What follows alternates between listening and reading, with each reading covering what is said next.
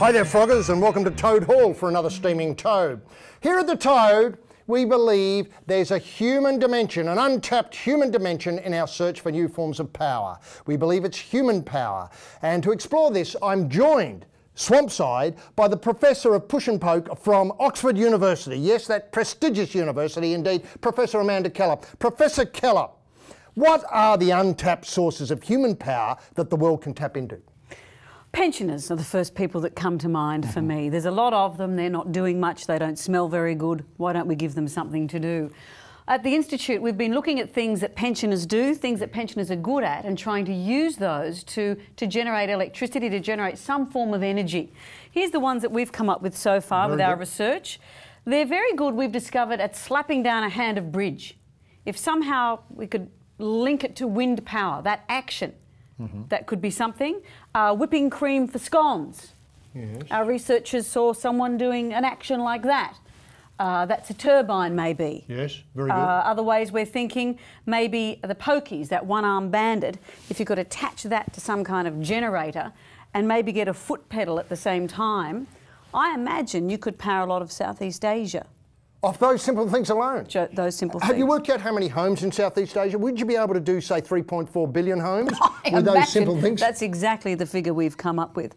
And to get those other 8.9 billion that we'd need to access, we have got one more thing that the Institute's come up with.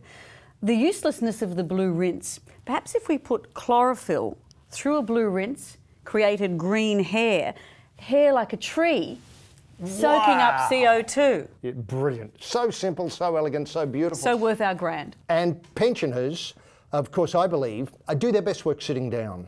So I've been racking my brains, and with the input from the Institute, I've come up with a couple of things that I think might work. Firstly, I believe that bus routes in certain parts of Australia, say particularly in Melbourne where it's flat, and Adelaide, say, the buses on those bus routes can be powered by pensioner power. What my proposal is to take out the motors and put in pedals and, say, seats, pedal seats for, say, about 20 pensioners to climb on board the bus and start pushing it around. Now, we have a system of storing power to get the bus mobile, but once the bus is mobile, we just, with the pedal of the pensioners, we just push it along. It's elegant, it's absolutely environmentally neutral, as in it's using nothing at all from the environment bad, and it's propelling people around. Now, I believe that the coalition would walk into office tomorrow if Tony Abbott came out and said, no pedal, no pension. I think we've got to get this seriously onto the national agenda. We've got to really decide to get pensioners off their asses and on their asses in buses doing something good for the community. It's not a hard idea to get your head around, and I believe, as mentioned, if Tony Abbott came out with that tomorrow, hello, Canberra, in he would come. Having said that, I also believe that it's important for this program to be seen as responsible when it comes to road safety. I am not for one moment suggesting pensioners should drive the buses, of course not, that would be ludicrous. I'm only suggesting that pensioners should power the buses.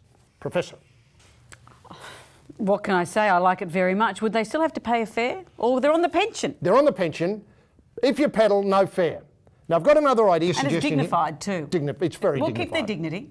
And what I like to think is that maybe after 2 or 3 runs, let's say from Adelaide out to Dieppe Cross and back into the city. Are there any hills? No hills, it's all flat. They could do that, say, 50 times in the morning, then they get off and have lunch, and then they get on the bus again and pedal off for the afternoon. It's a fantastic idea. Once you get your head around it, what a great way. Chatting, playing bridge while you're pedalling, maybe at the lights you could, maybe knit. Indeed, knit. Now, the other thing is, I believe we have to rethink how we're using and deploying pensioners. For instance, I've had a look at a lot of industries that require people to sit down. Horse racing, for instance, jockeys sitting down. What my proposal is, we have to get jockeys off the horses. Pensioners on them. Pensioners on them, exactly. We've got fit young people, fit young Australians, job ready for the mines, and who's to take their place at Randwick, at Flemington, at, say, Victoria Park, wherever they're racing? Pensioners. Once we train them to ride, how hard can it be? All you have to do is sit down and hang on. They probably need to stop to go to the loo halfway around, but you could work that into the race. It'd be an attractive feature, because where they made the toilet stop, that'd be where the race was won or lost. Oh, as it always is. Indeed. So look, if you've got any ideas, get in touch with us, because we're more than willing to hear from them and give those ideas, those simple ideas, pensioner pushing buses, pensioners on horses, a wider audience, because that's what the Toad is here for. It's your show. Bye now.